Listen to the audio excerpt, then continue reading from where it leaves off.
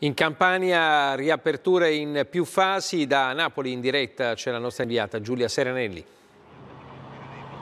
Sì, qui i negozi domani in Campania torneranno ad alzare le saracinesche, riparte dunque il commercio al dettaglio. Bisognerà invece aspettare per la ristorazione. Secondo l'ordinanza regionale, infatti, il servizio al tavolo per bar e ristoranti ripartirà da giovedì 21, questo per dare modo ai gestori di adeguarsi alle linee guida. Cambierà sicuramente anche un certo modo di vivere la socialità in alcuni che sono i luoghi simbolo della città di Napoli. Vediamo il nostro racconto.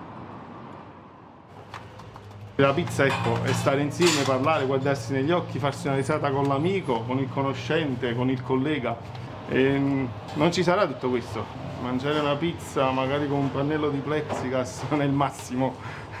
È una cosa inimmaginabile fino a un mese fa. Salvatore, 4 generazioni dentro questo locale di Napoli, impasta la pizza. Per il momento è ancora solo da asporto, in attesa di tornare a servirla al tavolino, stavolta però più lontani nel rispetto delle norme anticontagio. Napoli e la sua storia in una nuova necessaria sintesi tra tradizione e distanziamento sociale.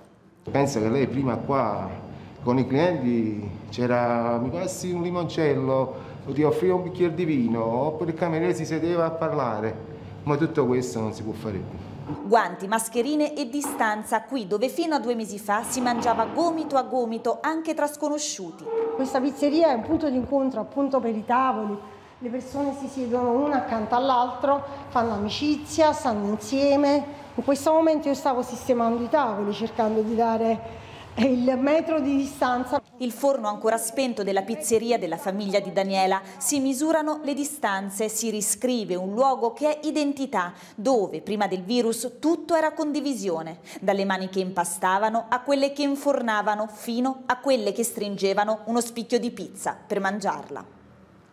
Mantenere le distanze